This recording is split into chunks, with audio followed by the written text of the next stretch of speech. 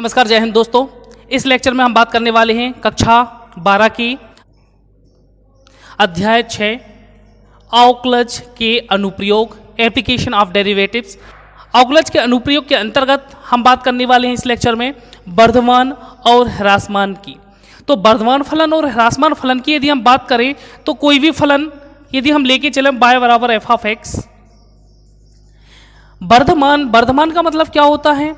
Increasing मतलब हो रहा है इंक्रीज, वर्धमान मतलब बढ़ना। यदि कोई भी फलन बढ़ता जाता है किसी मान के संगत तो उसको हम वर्धमान फलन कहते हैं। साथ ही ह्रासमान, यदि हम इस फलन के माध्यम से समझ लें वर्धमान को, यदि हमारा x का मान को हम बढ़ाते जा रहे हैं और उसके संगत y का मान भी बढ़ता जा रहा है तो हम ऐसे फलन को वर्धमान फलन कहते हैं।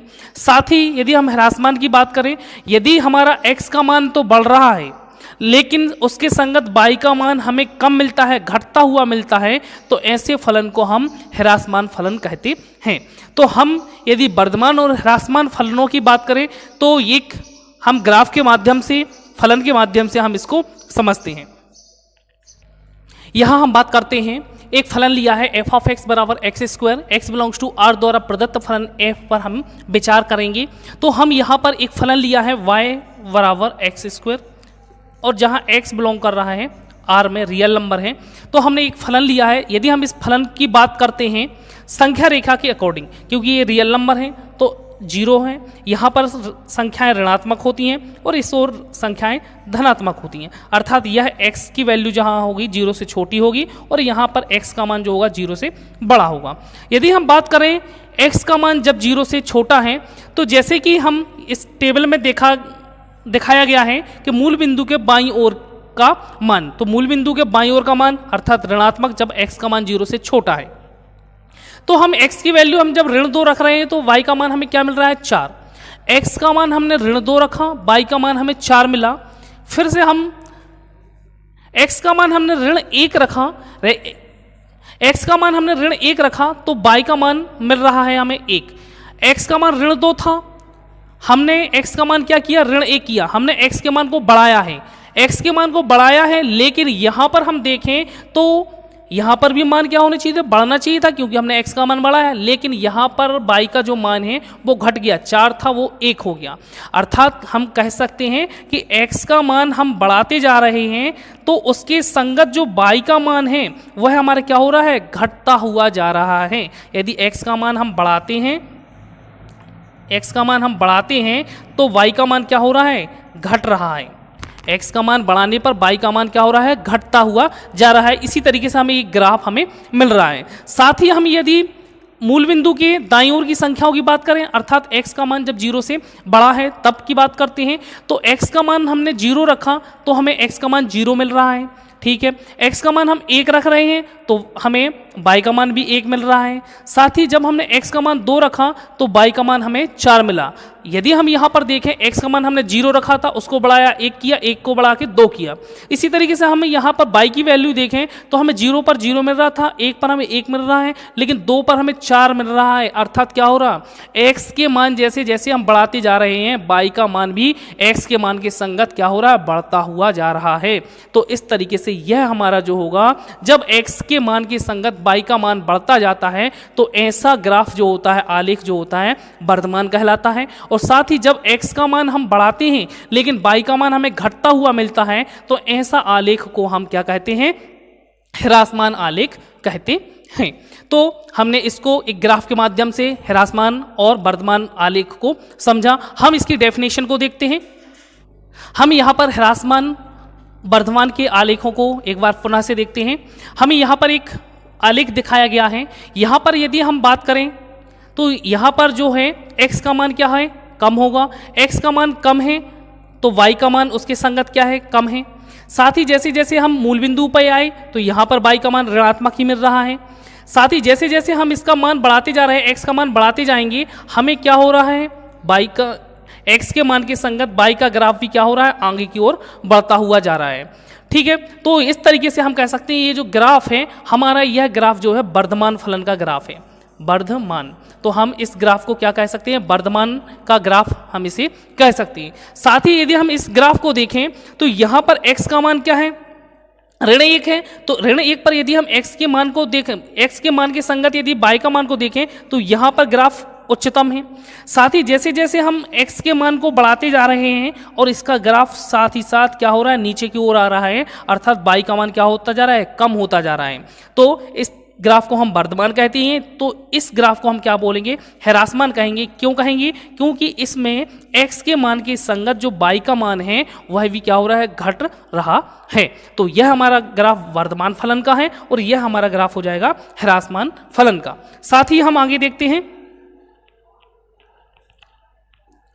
यहां पर हमें एक ग्राफ और दिया गया है। यदि हम इस ग्राफ पर नजर डालें तो x का मान यदि यहां पर 1 है तो x का मान 1 है। यदि मान के चलो यहां पर x का मान 1 है और इसी के संगत y का मान यहां पर 2 है, ठीक है। और साथ ही हम इस पर पूरे बिंदुओं पर भी हम देखें तो यहां पर बिल्कुल एक सा है और यहां पर भी x की वैल्यू मान के चलिए यहां पे 2 3 4 5 है, x का मान 5 है तो y का मान भी हमें 2 ही मिल रहा है। अर्थात x का मान 1 है तब भी हमें y का मान 2 है, यहाँ पे x का मान 5 है तब भी हमें y का मान क्या है, 2 ही मिल रहा है। तो जब x के विभिन्न मानों पर y का मान हमें 1 ही प्राप्त होता है तो ऐसे फलन को हम अचर फलन कहते हैं। अचर फलन, तो अचर फलन, तो यह जो होगा अचर फलन का क्या होगा, ग्राफ होगा।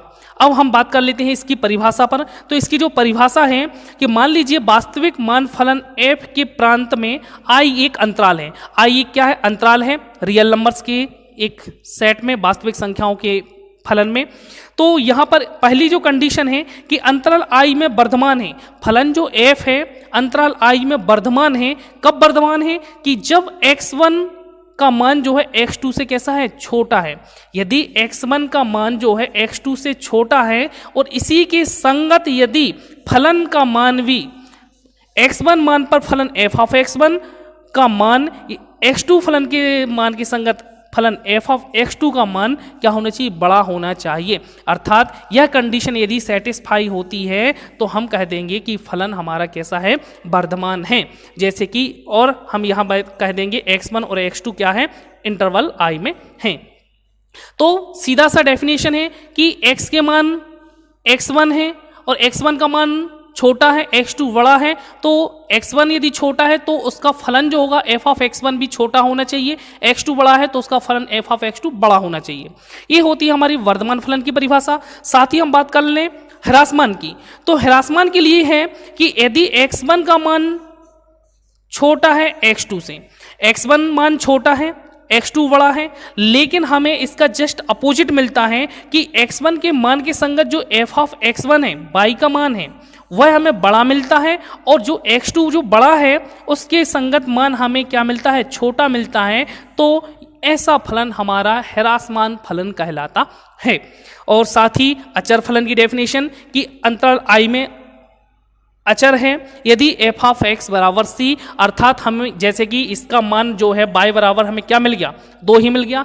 x के विभिन्न मान थे लेकिन y का मान हमें 2 ही मिल रहा है, अचर हो गया। तो ऐसा फलन हमारा अचर फलन कहलाता है जहां i में c क्या है, एक अचर है। तो इस तरीके से हमने 3 ग्राफ के माध्यम से वर्धमान, ह्रासमान और अचर फलन की डेफिनेशन को देखा। हम बात कर लेते हैं एक महत्वपूर्ण प्रश्न की।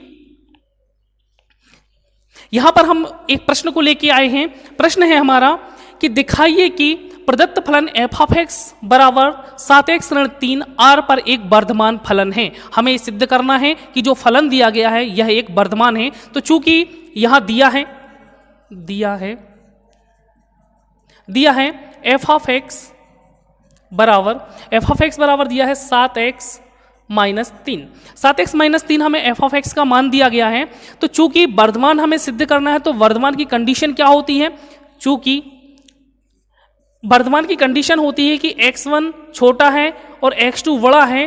तो क्या होता है, यदि हम x1 लेस x2 को हम लेके चलते हैं और हम यदि दिखला देते हैं कि उनके फलन भी f ऑफ x1 छोटा है f ऑफ x2 से, तो हम कह देंगे कि दिया गया फलन हमारा वर्धमान है। तो हम x1 लेस x2 लेके चलते हैं। यदि हम यहाँ पर देखें कि जो हमारा x1 लेस x2 है इसमें हम किसी भी अचर से गुणा कर सकते हैं तो वह भी संख्याएं जो होंगी छोटी ही होंगी। जैसे कि यदि हमने 7 का गुणा कर दिया x1 में तो वह 7x1 जो होगा वह भी छोटा होगा किससे, 7x2 से।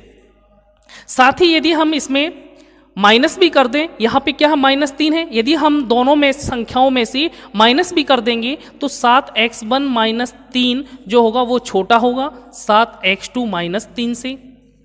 ठीक है, तो यह कंडीशन जो है सेटिस्फाई हो रही है हमारी, और हम कह देते हैं कि 7x1 - 3 हमारा फलन क्या है, f(x) था, तो यहाँ पे x है, यदि यहाँ x1 है तो यहाँ पे क्या हो जाएगा, f(x1) हो जाएगा, तो f(x1) लेस हो जाएगा, यहाँ पे क्या हो जाएगा, ये f(x2).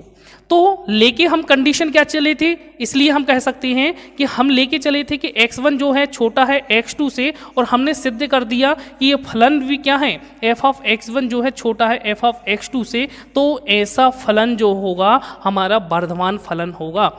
इस तरीके से हम ग्राफ के आधार पर x1 x2 के मान के आधार पर फलन को ह्रासमान और वर्धमान सिद्ध कर सकते हैं।